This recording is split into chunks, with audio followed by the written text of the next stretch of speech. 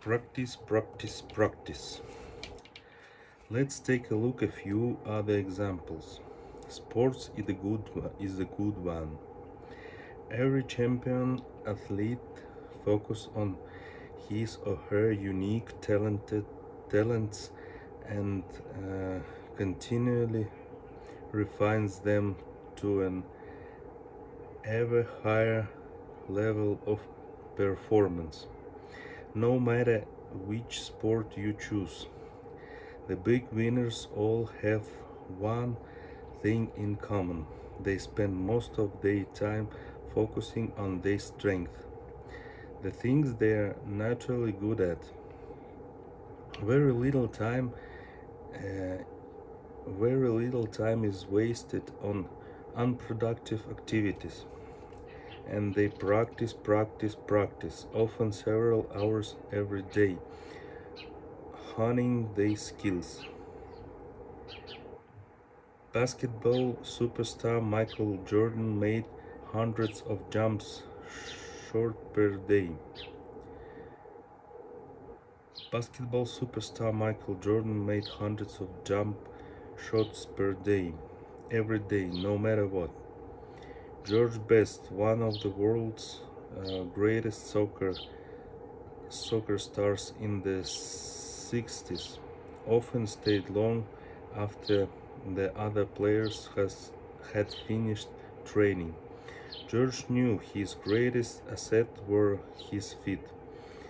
He would line up balls at varying distance.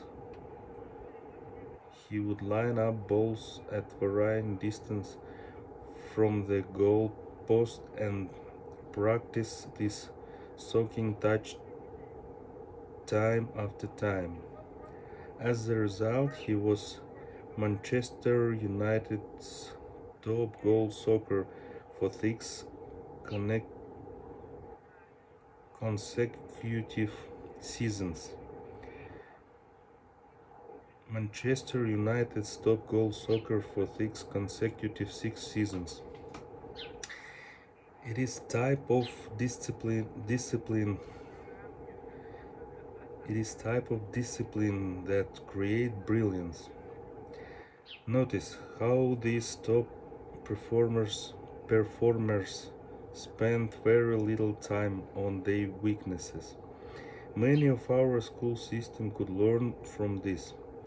Often children are told to focus on the weaker subjects and not spend so much time the on the ones they do well in. The rationale is to develop broad level of competency in many subjects instead of focusing on a few. Wrong. As business coach Dan Sullivan says, if you spend too much time working on your weaknesses, all you end up with a lot of strong weaknesses.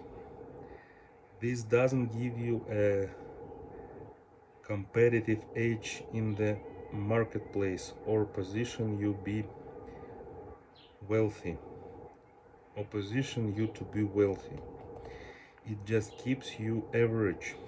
In fact, it's an absolute insult to in fact it's an absolute insult to your integrity to major in minor things. It's important to clearly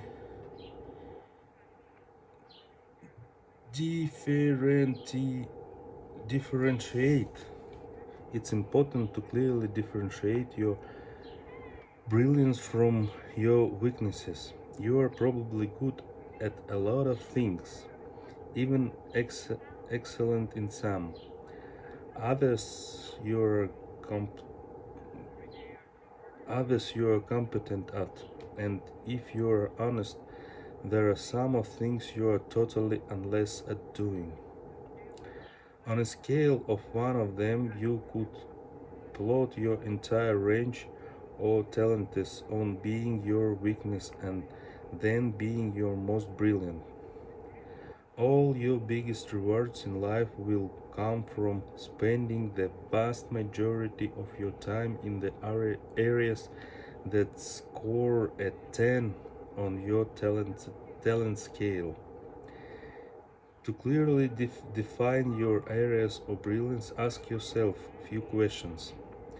What do you do effortlessly without a lot of study or preparation? And what do you do that other people find difficult?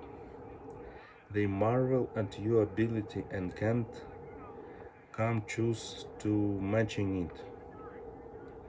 What opportunities exist in today's marketplace for your areas of brilliance? What could you create using your unique talents? Discover your brilliance. We are all blessed with a few God given talents.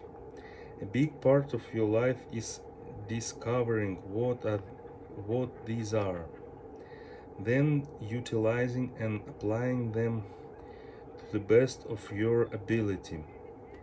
The discovery process takes years for many people, and some never truly grasp what their greatest talents are. And some never truly grasp their talents, their greatest talents are. Consequently, their lives are less fulfilling. These people tend to struggle because they spend most of their time in jobs or businesses not suited their strength. It's like trying to force a square peg into round hole. It doesn't work, and it causes a lot of stress and frustration. Jim Carrey, the comedian and movie star who now commands $20 million or more per picture, has a unique talent. He can twist and control his face and body into the most unusual position. At times it looks like he made of rubber.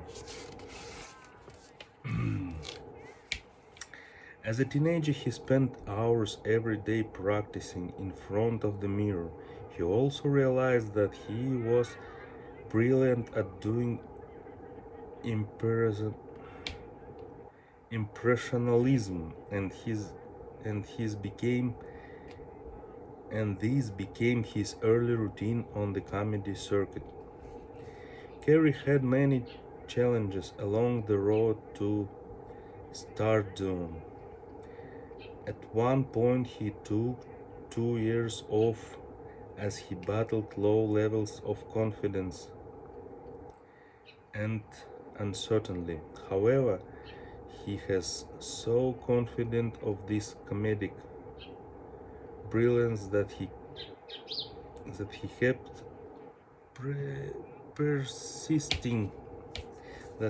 persisting until he was finally offered the main role in a movie called Ace Ventura: Pet Detective.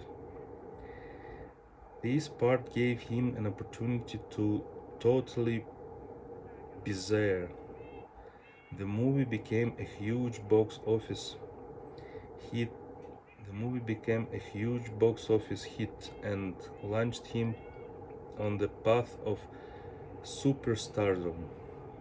Notice in the early stages of this in early Notice in the early stages of his career he didn't attempt to play serious dramatic roles. His supreme talent was unusual comedy. The combination of strong belief in his ability plus hours of daily practice eventually paid off big time. Carey improved his focus on using visualization. He wrote himself a check for $10 million for service rendered. For service rendered.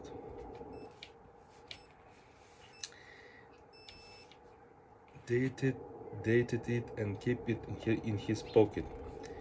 When times were tough, he would sit on a quiet hillside overlooking Los Angeles and imagine himself as a movie star. Then he'd rear the, rear the check as a reminder of his upcoming good fortune. In, Interestingly enough, a few years later, he signed a deal for more than $10 million to star in the Mars. To star in the Mars. The date, almost identical to the one written on the check he kept for so long in his pocket. Priority focus works make it a part of your everyday plan and you'll experience dramatic jumps in productivity and income. We have a practical method that will make his easy that will make this easy for you.